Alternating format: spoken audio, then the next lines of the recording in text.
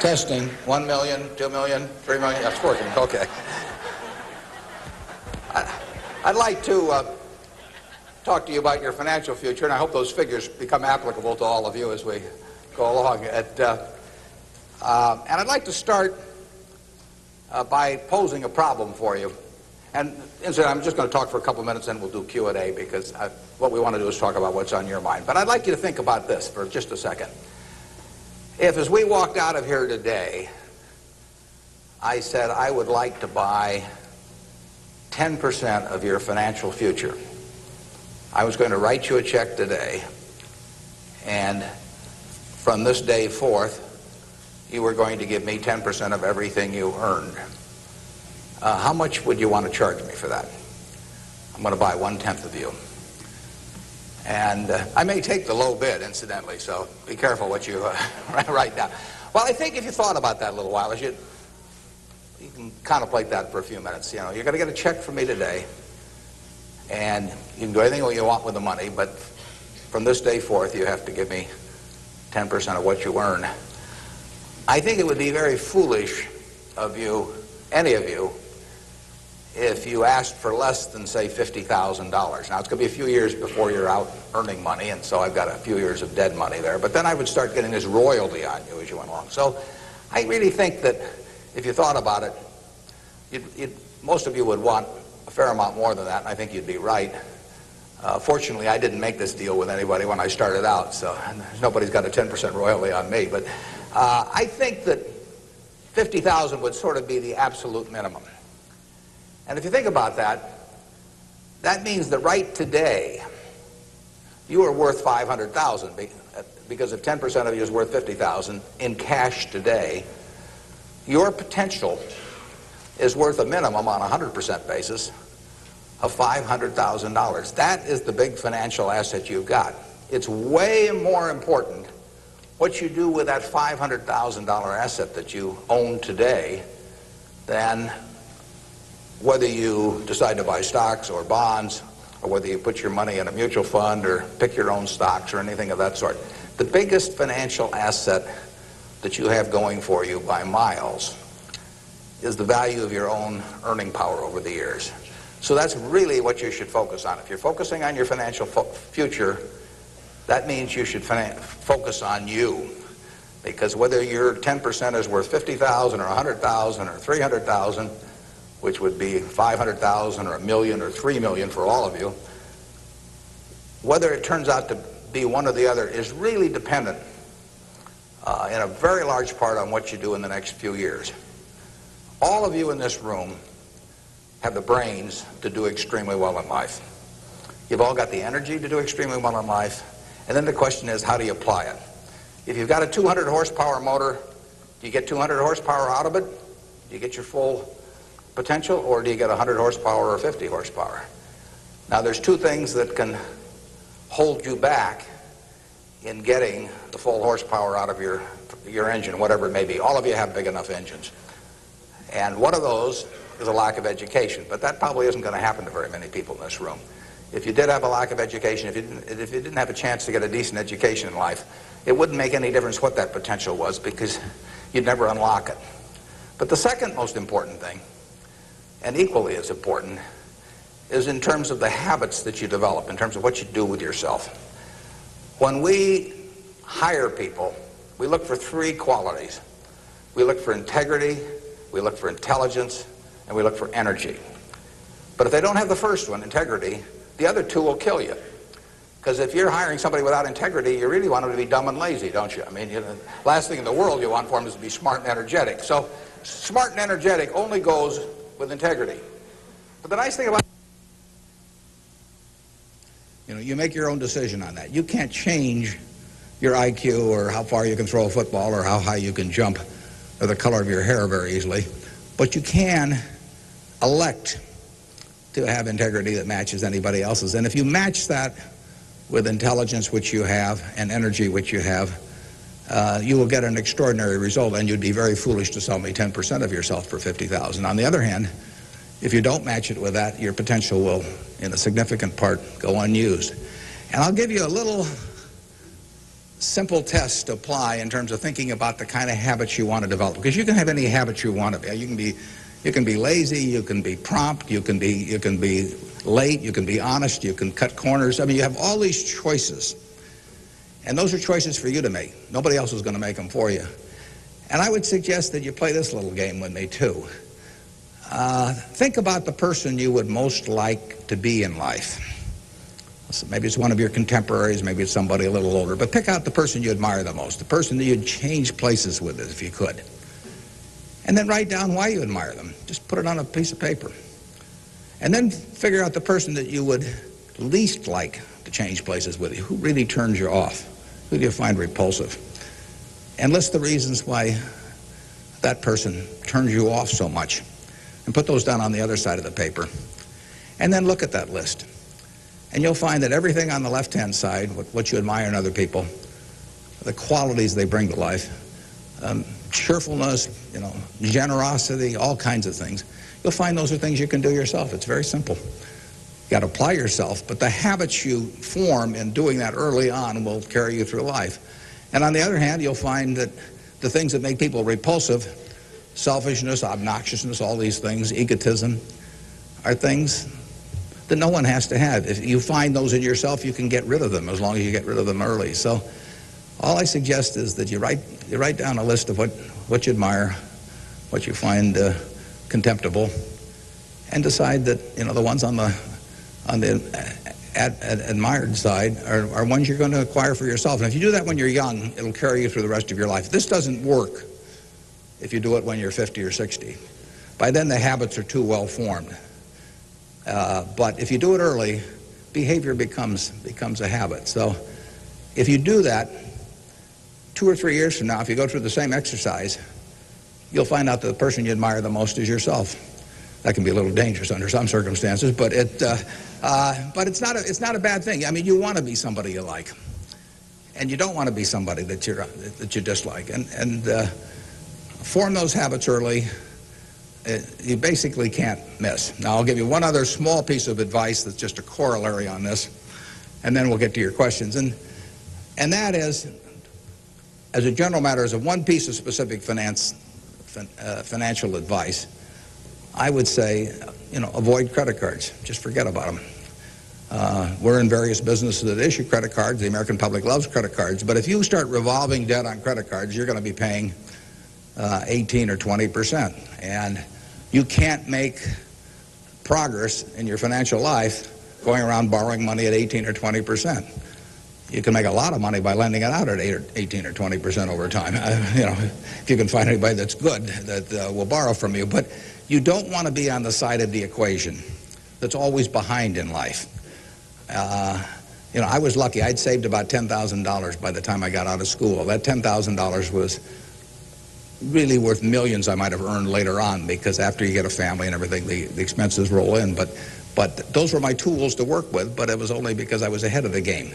If you're behind the game by $10,000 at some point and paying 18 or 20% interest on it, you will never, you'll never get out of it. So the trick, I've got a partner that says, all I want to know is where I'm going to die, so I'll never go there. And that's true in financial matters as well. You want to figure out where you don't want to be ahead of time and avoid that. And I get about a dozen letters a day from people who are having terrible problems. And there are 2 reasons why they have terrible problems.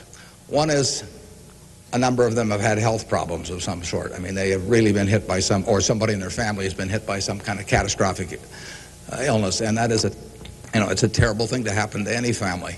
And they run up bills they can't pay, and really only society can solve that one in terms of protecting people against that. That's just plain bad luck. But the other one is from people who run up credit card debt, and they're facing bankruptcy, or they've been through bankruptcy once before, and they owe a whole bunch of money, and they can't even pay the interest, let alone pay any principal.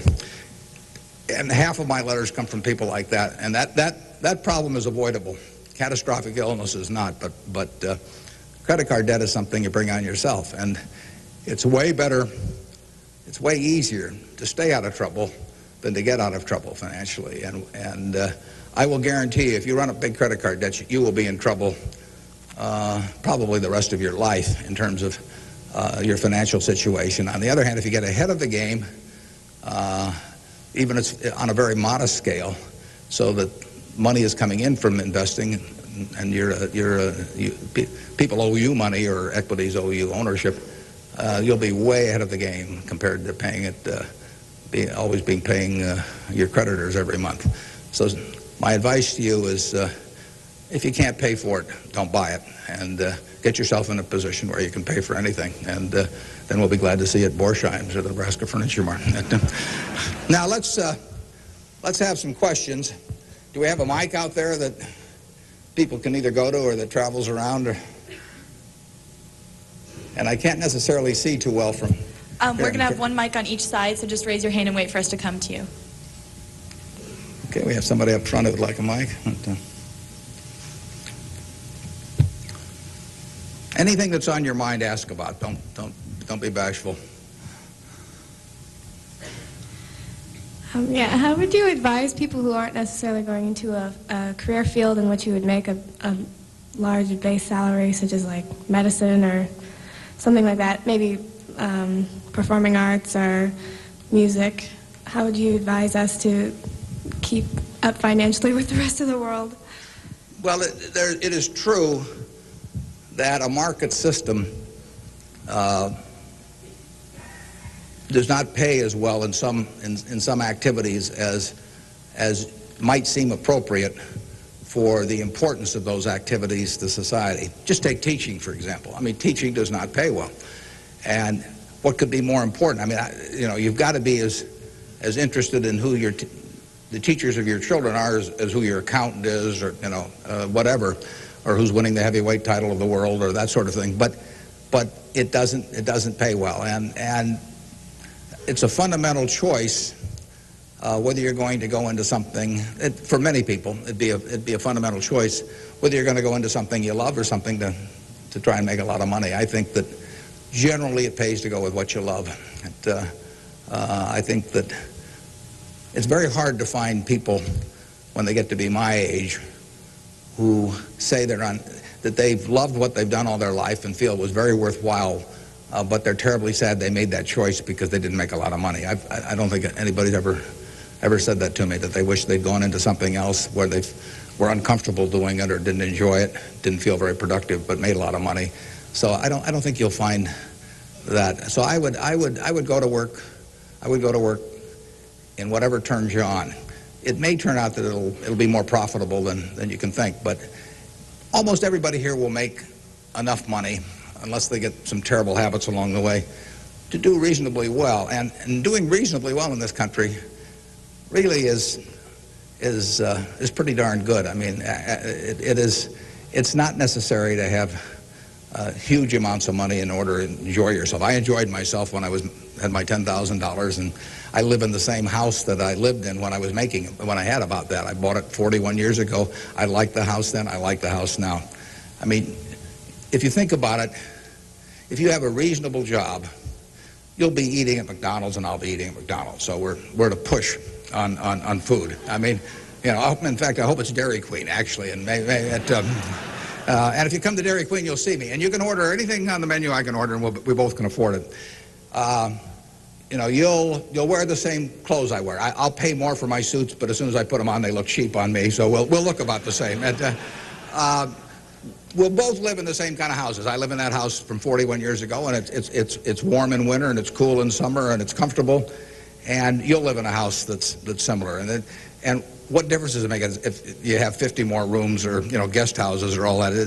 It'll probably just bring you problems. I mean, you have to worry about the greenskeeper or something when you get through. So I have been in the houses of people where the houses are worth probably 200 times what my house is worth, and I would not be any happier in those houses at all. In fact, I'd be less happy. I just have one more thing to worry about, and dozens of people around the place, and people quitting, and people stealing from you, and all kinds of things. To hell with it.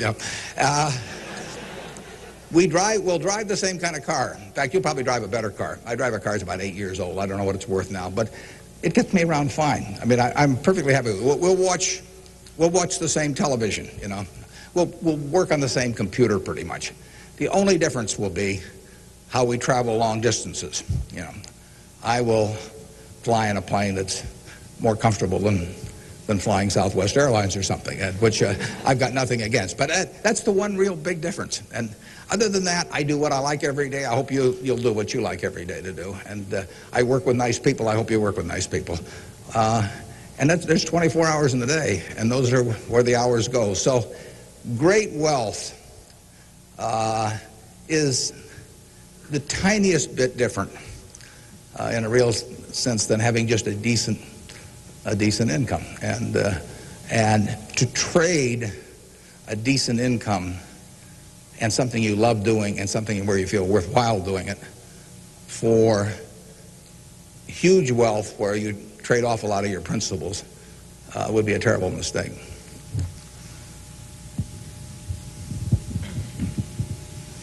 Would you acknowledge your success more on yourself or from the help and teachings of others?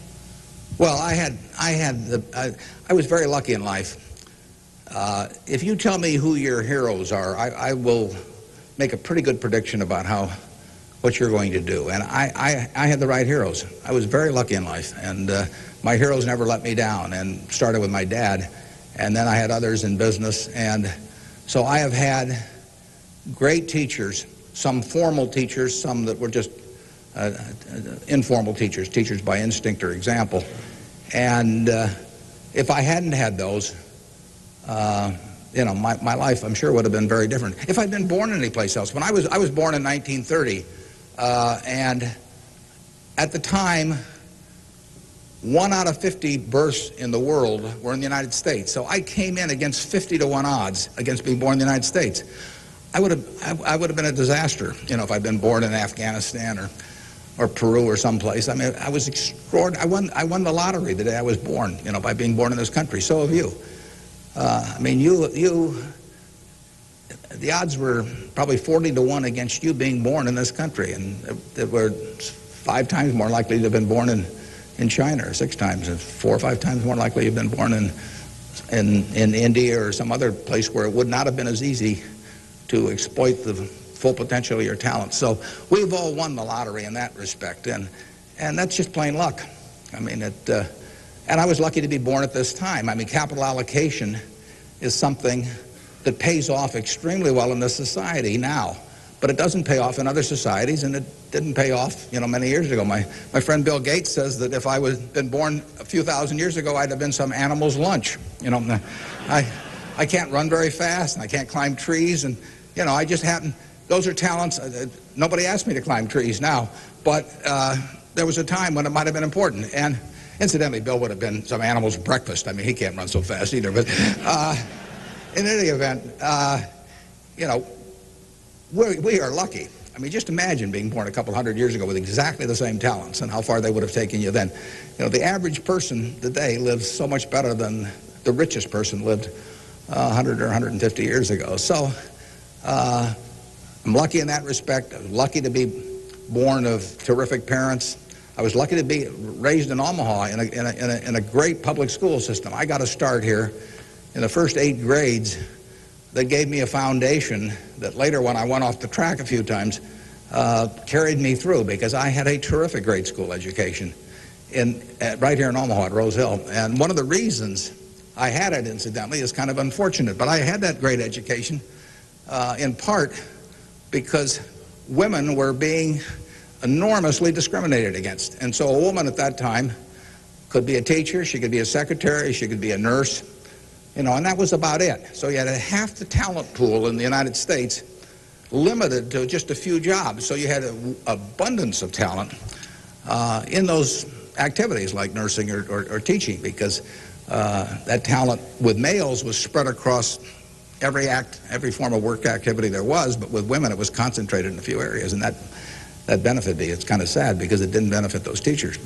but I was very lucky, and I've really been that way all my life. And what I do is important as, you know, what a good teacher does or a good nurse does or something of the sort. You know, I think that's quite questionable. It pays off enormously well in a market economy like the United States, and but that's an accident. It didn't have anything to do with any innate ability of mine.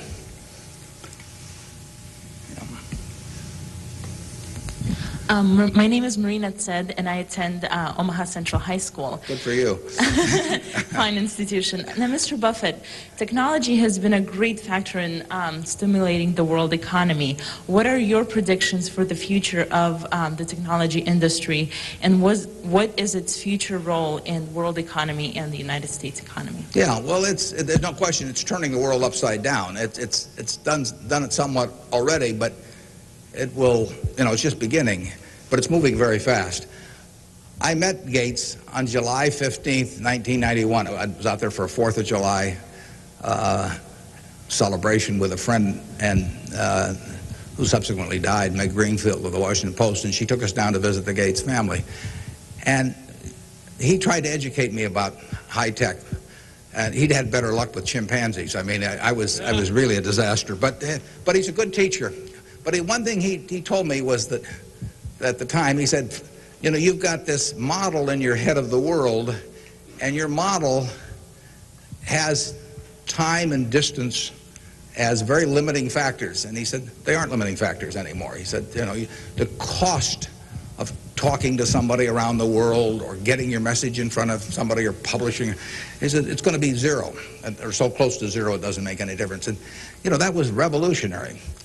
But it's happening already in a very, very big way. And it's just, 8 years later, and it's exploding. So high-tech information technology, whatever you want to call it, is changing the world, and it's going to change it in a very, very big way. And it'll change, that's one of the things I think about in businesses we buy. We announced the purchase yesterday of a furniture retailer in Boston, in the Boston area. And, I think to myself, what effect does this new world have in terms of the internet on furniture retailing? You have to think about questions like that. The changes will be huge. I played bridge yesterday with people all over the country, but I played it with people all over the world. I just sit down on my computer, and I've got some popcorn there, and I'm in khakis and a sweater, and I can have a bridge game in 30 seconds with people all over the world, and no cost to it, basically. That's a lot different than trying to arrange a game with 4 people in Omaha, on a day when one guy wants to play golf and another wants to watch baseball. And it changes things in a huge way. We are very fortunate. It's in the degree to which the United States leads the world in this area. We have a lead. It's hard to think of who's in second place. And 15 or so years ago, this country had an inferiority complex. It'd be hard for you to remember because you weren't old enough to be around then. But in the early 80s, we were wondering whether the Germans and the Japanese were going to own everything, and that they were going to make all the steel, and they were going to make all the cars and everything else, and the television sets, and we were going to flip hamburgers. That was the standard line. And just imagine in a short period like 15 years how that's changed around. In an important way, that's changed because of this information a revolution, where we, like I said, I don't know who you would name as being in second place in the world, but here's the most important industry in the world, and the United States has this incredible position, and we're moving all the time with that position. So I think that argues for a terrific future for the world over time, and I think it argues even more for a terrific future for this country. What are the best ways for youth to get started now in securing their financial future? For what to secure their financial future? For youth. Youth? Oh, well, it's not very complicated. It goes back to getting full use out of your own talents first. The difference between whether you're going to be earning X or 2X or 3X a year 20 years from now is going to be a function of how well, not how much talent you have, but how well you use the talents you already have. And so that is your best financial future is your own ability and your a capacity to use those abilities to their potential. And that can't be taken away from you. They can't even tax it. Most things, if you own a piece of real estate, if they double the taxes, they double the taxes, and that changes your ownership in the property, because now, in effect, the taxing authorities own more of it because they've got a greater command on the revenue stream. The same thing about almost any asset you have. But they don't tax what's in your head, and they don't tax your ability to start performing when you get to work in the morning and finish in the evening to your potential. One of the things that amazes me is how people who really do perform well just sort of jump out at you once you're running a business. When I got out of school, I thought, everybody would behave that way, but they don't. Most people sort of go through life in a sleepwalk, and if you don't, you will stand out. So the biggest thing for your financial future is yourself. Now, beyond that, it is always being ahead of the game rather than getting behind the game. It's saving a little, no matter how you do it. I mean, I delivered papers, I worked at Penny's, I sold golf balls, I had a pinball machine around. I did a lot of things that enabled me to accumulate about $10,000 by the time I got out of school. 10,000 doesn't go as far now as it did then, but having anything so that you're ahead of the game and not getting behind the game is enormously important. I mean, just, if you're going to run a 100-yard dash against a bunch of people in life, if you can figure it out so that when the gun goes off, you're 10 or 15 yards ahead instead of 10 or 15 yards behind, it's going to make an enormous difference in how that race comes out. So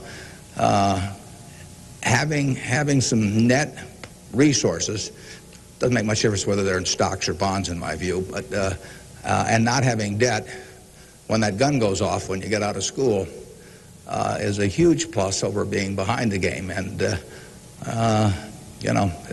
it may come from delivering a paper out in the morning, it may come from part-time work someplace, but put aside a few dollars for yourself so that when the time comes and you enter the workforce, you're ahead of the game and not behind. And then once you get there, don't get behind by buying a whole lot of things that you figure you're going to pay for someday while you're paying 20% interest in between. Students, if you could please say your name and school when you ask a question. Yeah, it's hard for me to see even where the microphone is, but I can.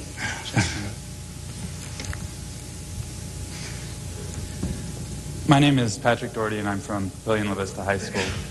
I was wondering, with the increasing costs of education today, what can students do to deal with their debts once they're out of college? Well, that's a tough one. I mean, I guess I'd pay it off as fast as I could, and I would incur as little debt as possible before that time came. And I would say this, in my experience in business, there is very little difference, if any, between a very high-priced business education and what's available for a lot less money. So I went to the University of Nebraska at Lincoln my last year in college. I went to Wharton for a couple of years before that. I learned just as much at the University of Nebraska as I did at Wharton. And there's nothing against Wharton. I mean, it's just we had a very good school here. I had some terrific professors at Lincoln.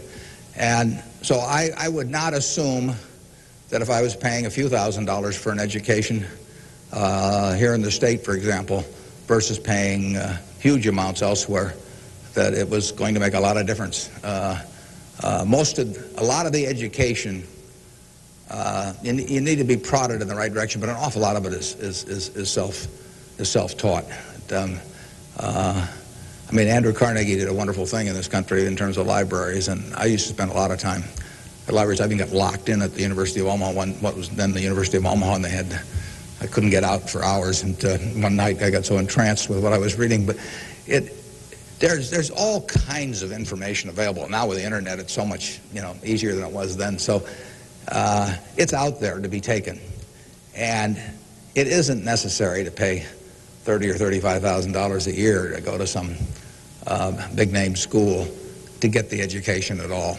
I mean, if you're going to learn accounting, which is probably the most important course you'd take in business, if you're going to learn accounting, you can learn accounting absolutely as well, in my view, going to UNO as going to Harvard. I mean, I see, I'd bet on that. And so I wouldn't run up huge bills in terms of getting a business education. Now, if you're going to get a medical education, I mean, there's certain professions where there may not be any way around spending a fair amount of money and getting in debt to some degree.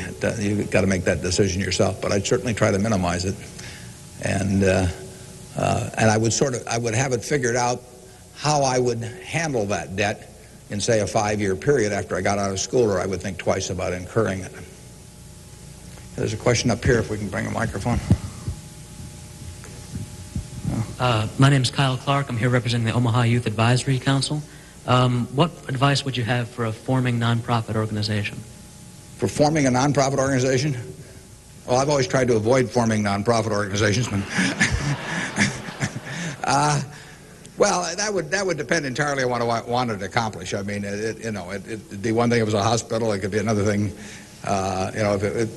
There's so many types of it. So you've got to get people that are experienced and involved in an entity like that. And but it depends so much on the objective you're working at. Yeah, no, I promised this young lady here microphone for a long time. Hi, my name is Kara Harbert, and I attend Millard West High School. And I understand that you're very civically involved, and I was wondering how important of a quality you think that is for an individual in life and why. Yeah, well, I wouldn't say that I am that. I mean, I do certain civic things. I think your model as a citizen, for example, in Omaha would be Walter Scott. I mean, he is far more civically involved than I am, and incidentally, his predecessor, Peter Kiewit, was too, but Walter's carried it to new heights. So I don't want to take on any mantle for that myself. I do some things. One of the problems I have is I love what I do so much that it sort of takes over. I mean, I'm like a guy that likes to play a lot of golf or something, except I like the business I'm in. But I've got a family that participates very actively. Some of my children work on almost anything that comes along in the civic area. And, in the end, people do what they want to do to quite a degree. And I think I've never talked to anybody that enjoyed working in civic activities that didn't feel where it was very worthwhile after they've done it. I mean, they've built something, and participating in building something is always a lot of fun. And actually, you can have a good time. We have this golf tournament, for example, in September, and we raise some money for civic things, but everybody has a good time, so nobody's paying any price by doing it. I'm having a good time. The people who come are having a good time, and we get to show Omaha off to people. But you should be enjoying things you go along, and you will if you work in civic activities that interest you. And you can do the same thing in politics. I mean, if you find political ideas or politicians who particularly you identify with, you can get a lot of self-satisfaction out of working, and you're doing something worthwhile. So just follow your instincts on that. That'd be my recommendation.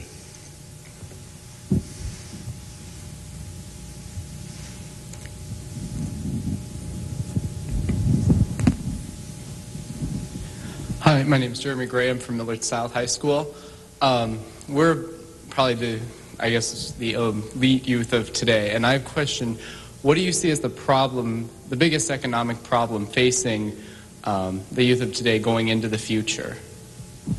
Yeah, I don't think that you're going to have enormous economic problems. I think you will live in a society where the average person lives better by a significant margin than the average one of a generation earlier or 2 generations earlier. That's been the history of this country. It's a marvelous country that way. I mean, when you think of it, we have 4.5% of the world's population, and what's been accomplished here is incredible. 53% of the value of corporations that are publicly traded in the world exists in the United States with 4.5% of the population.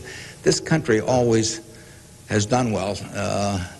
They say in stocks that you should buy stock in a business that's so good that even an idiot can run it, because sooner or later one will. And that's not terrible advice. Well, that seems to have been sort of the history of this country from time to time. I mean, we've had all these problems that have come along. If you look back on the last 100 years and list all the problems this country's run into, you can make a very long list. And a lot of people who focused on those problems at the time have missed the bigger picture.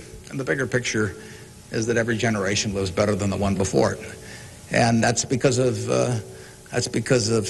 savings, because savings enable people to create new tools to do better things as they go along. And it's also due to an environment that lets people realize their potential to a greater degree than most other environments in the world. It's far from perfect. I mean, it's sad how far it is from perfect.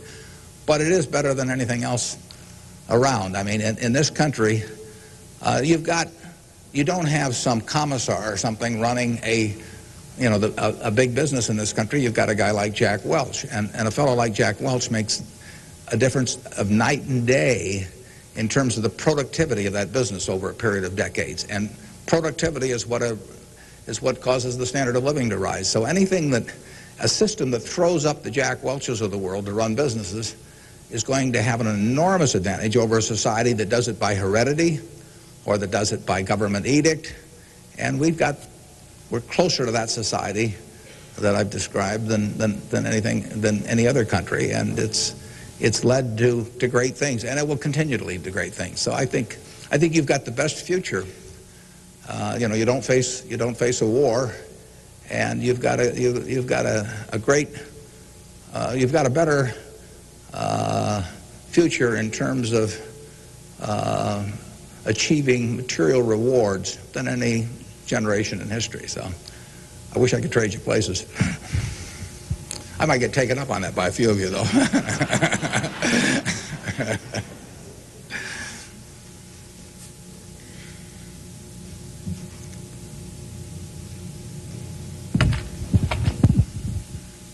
Hi, I'm Ryan Wilkins from Millard West High School, and I was wondering if you could speak for Mr. Gates were afraid of the impact on Y2K on the economy, or specifically the stock market. Yeah, well, I'm glad you gave me a chance to bring in other people, because I'm the last guy in the world to understand about Y2K. I don't know why this microphone's working. I don't know why lights go on. Or I flip on the switch of my television set and pray. I mean, it's all beyond me. But I would say this: the smartest people I know in that area, in large part, think it's going to be a non-event.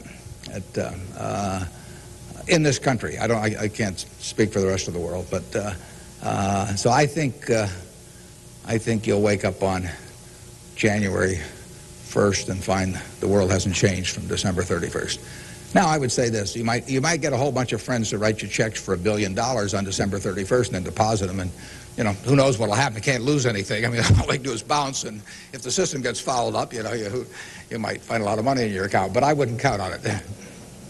We own a company called Executive Jet.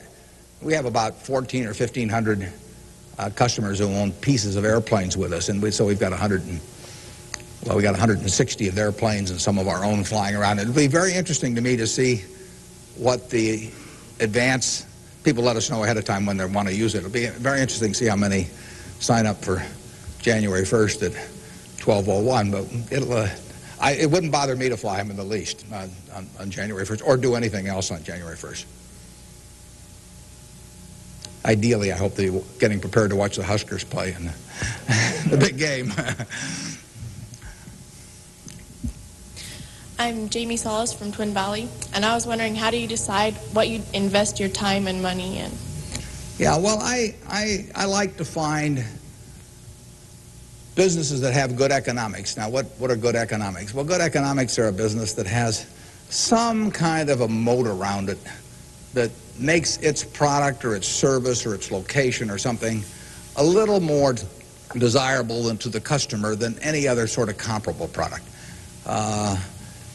The number one candy bar in the last 30 or 40 years has been Snickers. People don't fool around with different candy bars. They fool around with different length dresses. They fool around, with all kinds of things. But they don't fool around with candy bars because they figure, they're going to go in and lay out 50 cents or whatever it is and put it in their mouth. And they're not going to, for 50 cents and putting it in your mouth, I mean, you're not going to say, I'll lay out 45 cents and put something else in my mouth. So you find that very stable. And we like businesses that we think we can figure out where they're going to be in 10 or 15 years. I don't know where the information technology businesses are going to be in 10 or 15 years. I know where Snickers bars are going to be in 10 or 15 years. They're going to be selling just about the way they do now. I know where Wrigley's gum is going to be in 10 or 15 years. There's not going to be a lot of innovation in chewing gum. The internet's not going to cause people to quit chewing gum either. Gates may think so, but I don't think so. But it's predictability regarding the sustainability of a competitive advantage, something special about a product. So we look for those kind of products, and then we look for people that are running the business that are honest and able. And, you know, it's easier to find people that are honest and able than it is to find businesses that are going to stay wonderful for a long period of time. There are a lot of businesses that looked like they were going to stay wonderful that really evaporated over time. But that's what we're looking for. And the nice thing about it is we don't have to find very many. If we find one a year, that's terrific. Because you don't need 100 or 1,000 great investment ideas to do well. You need a couple. And the discipline is the most important thing. We don't need brain power. We need discipline. You don't need 150 IQ to do what I do. Thank God. You know, you don't need 140. You don't need 135. You may need 115 or something like that. But you do need discipline. You have to wait until you see the fat pitch to swing at. Because investing is a no-called strike game. You know, if I were a baseball player and I only liked pitches 2 inches above my navel, you know, some guy could learn that and he could pitch me, you know, 3 or 4 inches below that, and I get called out on strikes because I never find a pitch I like. You can get called out on strikes in baseball. You have to swing at pitches that you don't even necessarily like, particularly after the count gets to 2 strikes. In business, you don't have to swing at anything. You can sit there and the paper says General Motors at 68, or it says General Electric at 115, or it says General Dynamics at 63. And if you don't like those prices, you don't have to swing. You can wait there day after day after day after day, and there are no called strikes. Now, when you swing, when you decide to buy something, then, you know, if you swing and miss, it's a strike. But it's a marvelous game to be in because there are no called strikes, and you can simply wait for that one time in a month or 6 months or a year or 2 or 3 years when you really know what you're doing, where you like the price, where you like the people running the business, and then you swing, and you only need a few swings in your lifetime. So that's the way we try to pick businesses. We try to stay with things we understand. I mean, there can be all kinds of wonderful investment opportunities out there that I don't understand. I don't know what cocoa beans are going to do next year. You know, maybe you know, but I don't know. I don't know what crude oil is going to sell for. But I don't have to know. I just have to know the things. I have to know what I know. I have to know where the limits of my understanding are, what I call what my circle of competence is. And if I'm only able to evaluate 5% of the businesses in the world, no problem. I just stay within that 5% and try and find something. And most people get in trouble in investments because they get itchy. You know, they can't discipline themselves, and they hear about other people making money. Nothing upsets people so much as to hear about their friends making money. I mean, that's very destructive to discipline because they think, you know, I'm smarter than that guy next door, and he just bought that new car with the money he made trading stocks on the internet, so why can't I? Well, the answer is you can't over time. You will lose money if you trade stocks actively. And it's hard to exercise the discipline. But anytime you buy something, you should be able to take out a one-page sheet of paper and say, I'm buying General Motors at 65. I'm buying General Electric at 150 because. And you should write down the reasons. If you can't fill out the sheet, if it's because somebody told me about it at a cocktail party last night, that's not good enough. If it's because my broker told me about it, that's not good enough. You know, you've got to have a reason for thinking that it makes an intelligent investment. You do the same thing if you're buying a farm or an apartment house. If you're buying a farm, you'd say, I'm buying this farm at $1,000 an acre because I think I can earn $60 an acre on it. If corn sells at such and such, and soybean sells at such, and yield is such, and you'd figure it out. That's the same reason you buy businesses. And when you buy stocks, you're buying a little piece of a business. And that's probably the most important thing to remember in investing is that when you are buying a stock, you're buying a little piece of the business. And if you are buying it at an attractive price for the business, for the whole business, you're going to make money. And if you aren't, you know, over time you won't make money.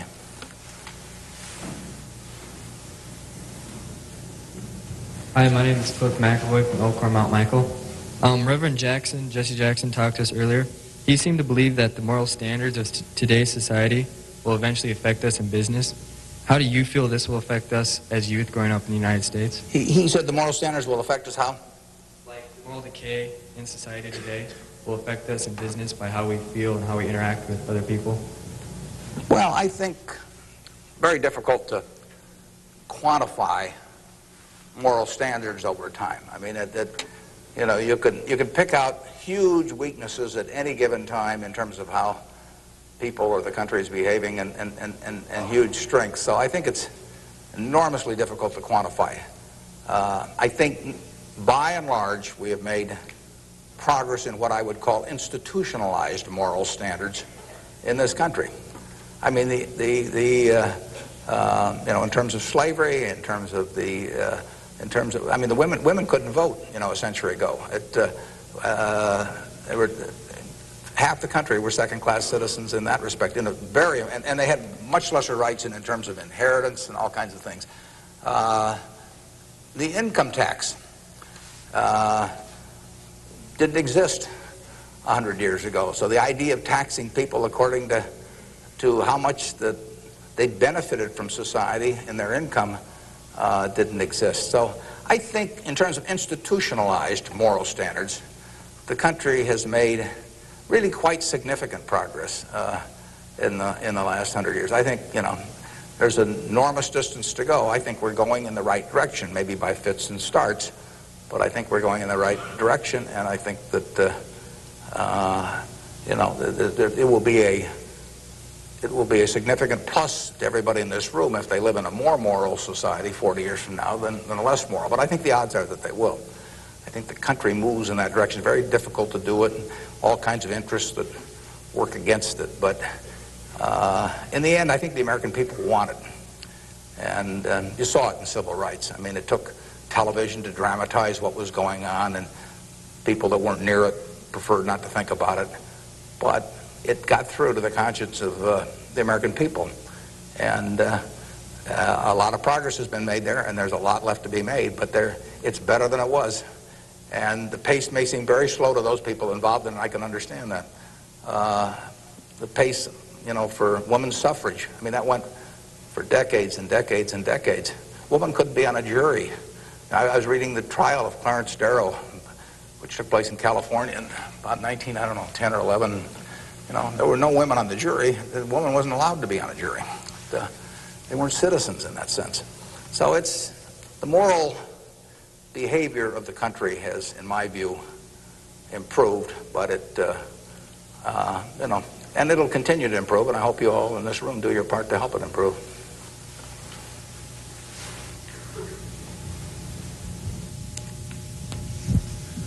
Hi, I'm Nick Jors from Central High, and I was wondering how, since the stock market's so high right now, if it'd be smart for us to get involved now, or to wait till it goes down a little, or what? Yeah, I can't tell you whether or not to buy stocks now generally. I think it's important that you save money, you know, and whether you put it in the stock market or not, I don't think is terribly important. I think if you're interested in stocks, you should buy it, you know, and you've got a little capital, you should buy a few. I mean, I don't think there's any way of learning about them better than experiencing it. Doing it on paper isn't the same. I can guarantee you, if you lose money on paper or lose real money, it's a different experience. And so I think you'll learn more about yourself if you do it that way. I bought my first stock when I was 11. I was at Rose Hill at the time, and I bought 3 shares of City Service Preferred at 38, and it went down to 27, which is something I still remember, even though I was 11 at the time. And then it went up to 40, and I sold it. I made $5 on my 3 shares after commissions, and then it went to 200 and something. So, you know, I probably remember that a little better than if I'd been doing it on paper. And I fooled around doing a lot of things between about age 11 and 19 in the stock market. I did charts, I did all kinds of technical analysis, I read every book I could get on the subject, and I didn't do that well. I didn't do terrible, but I was really just floundering around. But that meant by the age of 19, when I read Ben Graham's book, I was at the University of Nebraska in Lincoln, I went and bought this book called The Intelligent Investor. It just come out, and it had an enormous impact on me. Now, if I hadn't done, in the previous 8 years, if I hadn't been all over the lot, I'm not so sure that book would have had the same impact on me. I mean, by that time, I was prepared to read Ben Graham's book, which changed my life financially in an incredible way. I mean, I wouldn't be up here today if I hadn't read that book.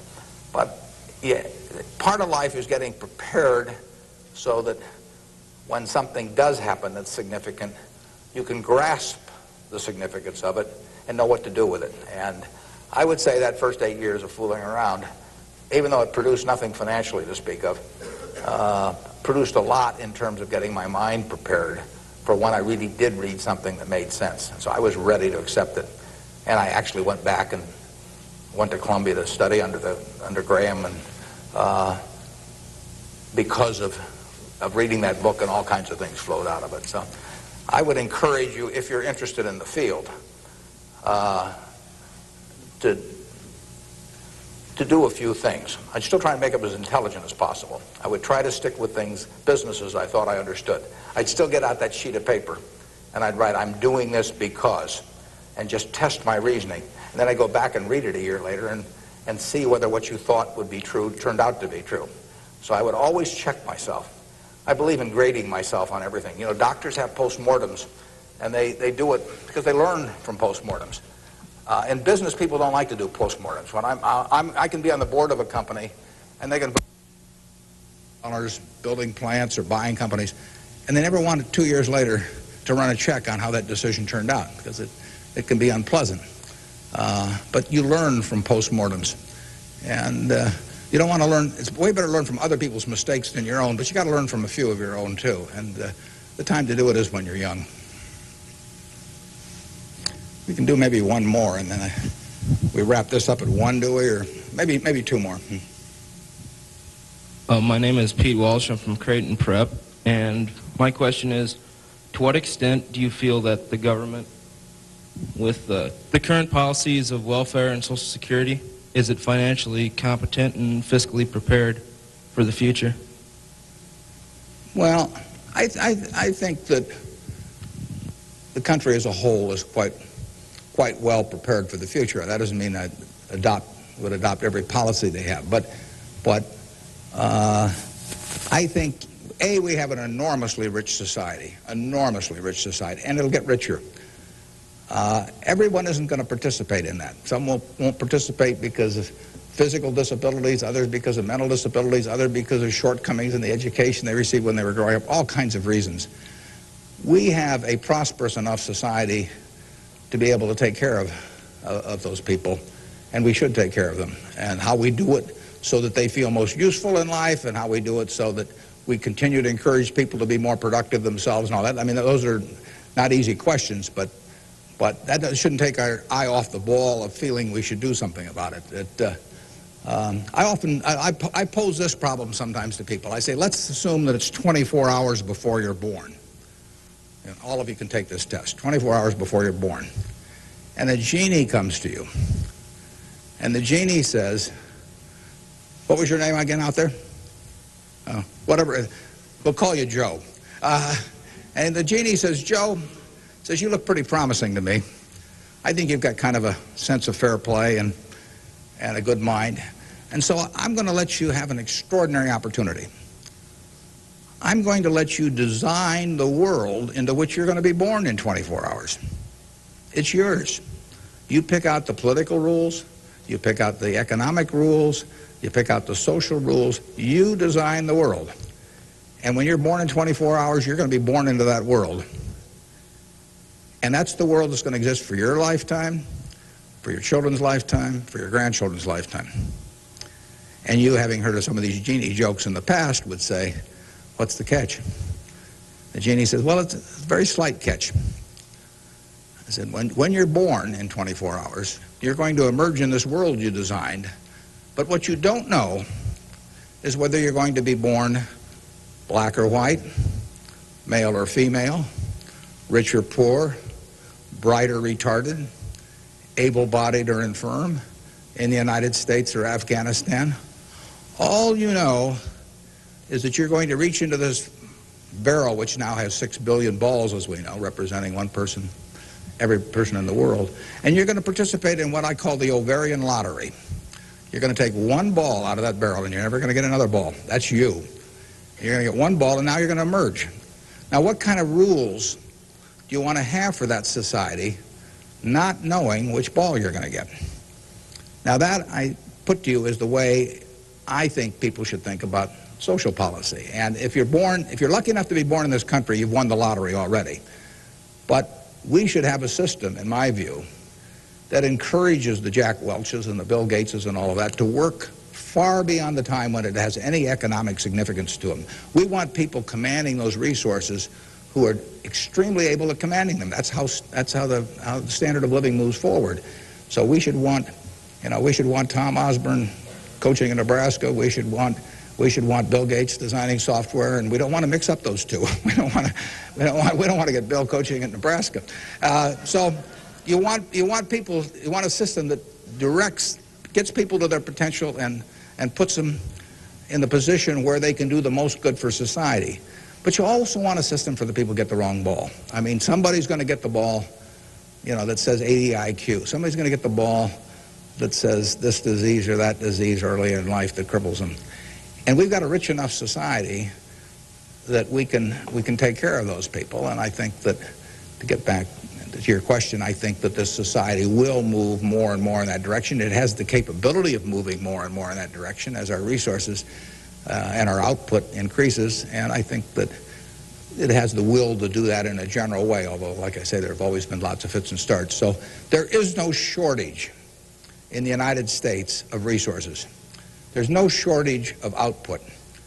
You have to have a system that encourages people to behave to the limit of their abilities and puts them in the right place. But then you have to make sure that everybody gets taken care of, too. Now, we can do one more, and then we'll break. I'll let the fellow with the microphone, or woman here, make the decision. Hi, my name is Ben Gold. I go to Brown Talbot. And I wanted to know, how do you think the media affects the world economically today? Well, it's a small question.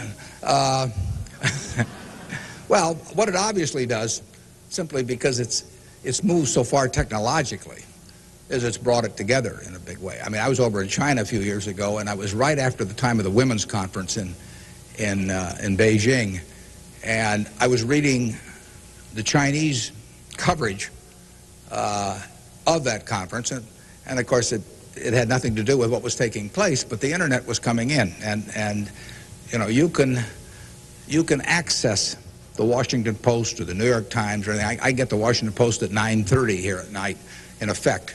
I never could get it the next day through physical delivery, but by electronic delivery I can read it probably earlier than most of the people in Washington are reading it. So the ability to communicate and the degree to which the world can have awareness of what's going on every place in the world is just, it's been a quantum leap. And, that will have, there are a lot of things that come out of that. And net, they're a plus over time. But the ability of information to be available to everyone worldwide almost instantaneously, it can be huge advances in things like medicine, for example, just to pick one.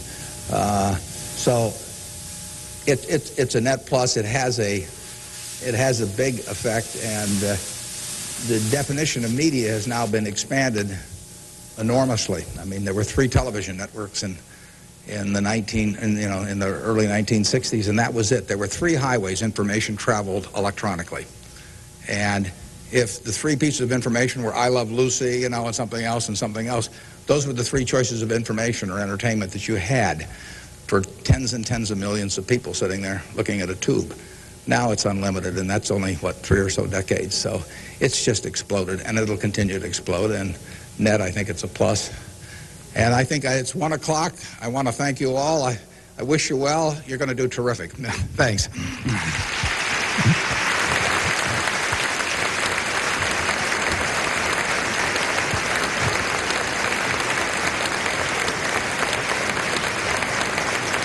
Thank you.